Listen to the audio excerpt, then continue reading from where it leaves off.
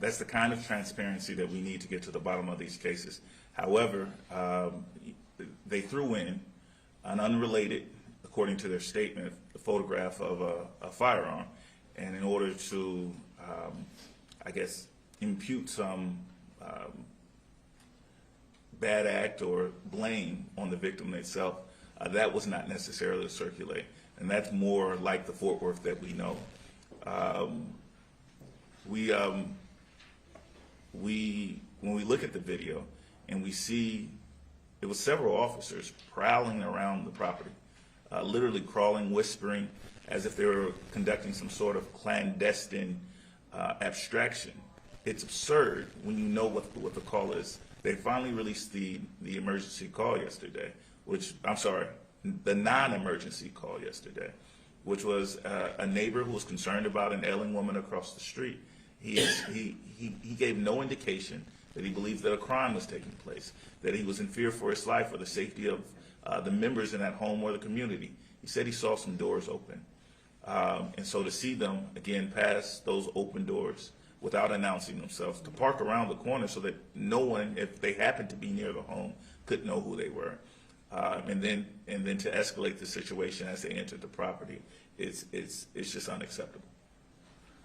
Please? Yes. Why do you fear that the Fort Worth Police Department will not charge this officer and perhaps not do a complete and thorough investigation? Experience. Experience tells us that law enforcement officers, law enforcement departments aren't competent to investigate themselves. We've seen over and over and over again where they make recommendations for additional training, for suspensions, or that nothing happens to them. They've already begun to lay out their defense in this case. They obviously have a dog in the fight, or they wouldn't have released the picture of the firearm to the public. But they're trying to make a case for what we hear far too often, that this officer perceived a threat and reacted according to his training. They violated their training over and over again. They interestingly enough cut off the video immediately after the shot. I would love to hear the rest of the conversation from the other officers, because this was completely uncalled for, and there probably was one officer there with some common sense that chastised this rookie who had no business as a part of the SRT team, an elite unit in the first place. So, that's what is Darius's branch and your service? And one thing I've seemed to hear over and over is that idea of service, the fact that they was serving another at one service. Can you talk about that and how that affected her life? violating the rules, but I'll let him answer that. My service is U.S. Navy. Service is real big for our family. We want to give back to this world. We want to make it a better place. I proudly serve my country, and I'm going to do it for the rest of my life. Okay. Any other questions? Lee, you mentioned Amber there about Zion, and just how is he? I know his age is in that official process, but he's been able, family's been able. He was there. That's something that sounds horrific. Zion surprises me with how much he recalls. Zion's going to start counseling this week because we don't know the emotional trauma, the psychological trauma that seeing something like this can have on an 8-year-old. He was present the entire time. He never left the room. He saw, he and his Auntie Tay experienced the fear of someone prowling in the backyard. His Auntie Tay did not allow him to check the windows. She checked herself. I asked myself what would have happened if that little boy went to the window instead of his auntie. He saw her when she fell. And he has found a way to maintain more composure than the Fort Worth Police Department. He still offers his mother and his family consolement. He encourages his mother when he hears her crying in the middle of the night. She tells me, he says, remember what I told you. I guess he's giving you some words of encouragement. Yeah. What was the words of encouragement he gave? It was just breathe through your nose, out your mouth. So he's learned coping mechanisms in school for a high stress situation, Yeah. and he encourages his mother to to try some of those out to get her through this difficult time.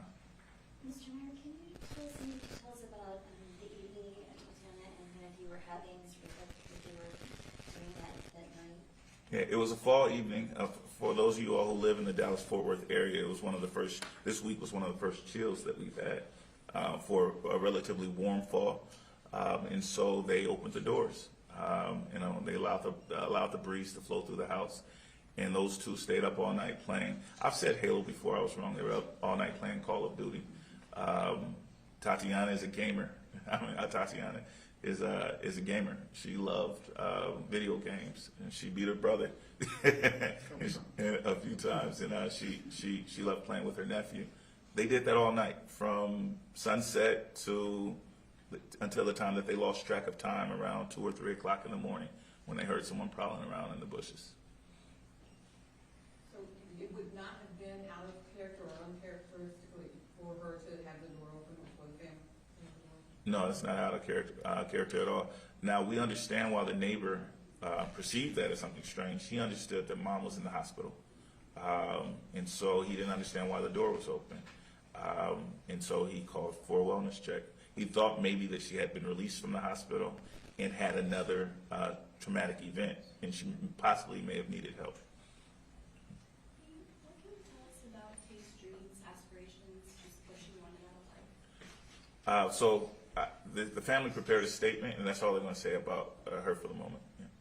For that firearm that the police put out the picture of, are you able to speak on Sure. where it was in the house and if it was even owned by her? Yeah, it was a legally owned firearm that Tay is, of course, in Texas, allowed to keep inside of her home, but she also had a license to carry. From what you know, does it appear that police attempted to render aid after Tatiana was shot? I haven't heard anything about the rendering of aid. My understanding is that she perished on the scene, but this family hasn't learned, and we're waiting to hear back from the medical examiner about where she was struck and what kind of steps were taken to try to save her life. Did the neighbor and the family have been close? You mentioned that he or she's been released from the hospital. Like, had they been close before? I'm sorry, this was a tight-knit community. People knew each other. And it's scary to see the Fort Worth Police Department's response to this community. We believe that the fact that this was a black neighborhood had a role in their response to it. The fact that they showed up with SWAT as opposed to your friendly neighborhood cop. But this was one of the nicest houses on the block. This was what you would expect in the situations for law enforcement to go over to the neighbors and say, hey, you made a call, you want to come over with us? This is what American communities should expect, but black communities get the opposite. This is not the first time that a black person in Fort Worth called law enforcement for help and was brutalized. I in fact represent two. Jacqueline Craig, who called law enforcement for help, and instead had her and her teenage daughters brutalized on national TV. This is a pattern for that department, and it seems common when dealing with people of African American descent. We know that Fort Worth Police are scheduling some movement this afternoon. Does the family or any representative of the family plan to attend that? We will be there in my office. I and my representatives from my office will be there. The only thing that we expect to hear is that this officer is immediately terminated and that they're recusing themselves from the investigation, that they've asked for an outside department to come in and take over investigating not only this officer's actions, but the department's practices. This is a problematic police department. I don't expect them to acknowledge that themselves, but they just lost a police chief who was suing them based on their what he has alleged is race-based discrimination. This is a police department that has been mentioned. There's been 10 incidents like this, 10 police officer-involved shootings in the last 6 months, which is more than most nations after years and years. That chief is having a conference later today. He's going to be making some remarks, evidently something to the effect that he should be back. Do you have any thoughts about any of that? There needs to be steps taken to radically reform the city of Fort Worth. Chief Joel Fitzgerald held himself out as a reformer, and he at least again held himself out as hoping to make change. this family, the community, is less concerned with figureheads.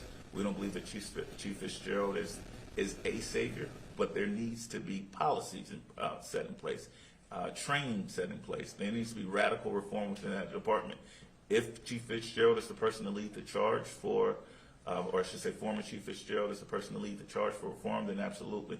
But it's not about putting a black face on it. It's about actual change.